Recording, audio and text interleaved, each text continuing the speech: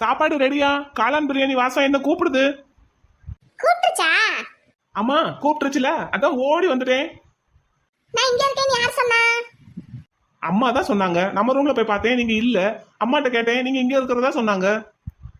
இந்த அத்தையோட சேலை ஒண்ணு சாயம் போற மாதிரி இருந்தது, அதனால அதை மட்டும் வாஷிங் மிஷின்ல போடாம தனியா ஊற வச்சிருந்தேன். அதை தான் அலசி போட்டுக்கிட்டு இருக்கேன். சரி, எப்ப வருவீங்க? பிரியாணி தருவீங்க? இந்த வந்துடுறேங்க, ஒரு 2 நிமிஷம். எங்க மைனி கிட்ட கொடுத்துருக்கேன், வாங்கிக்கோங்க. என்னதுடா?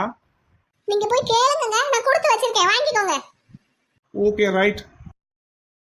அடியே மனநில்லு நிக்காதடி, கொடியே என்ன கண்டு நீ சொக்காதடி, தாப்பால போடாம ரூமத்தான் பூட்டாம துணியத்தான் துவைக்காதடி அடியே. ஏங்க நீங்க இன்னும் போகலையா? அதுக்குள்ள மைனி போயிட போறாங்கங்க. அந்த போயிட்டேன்.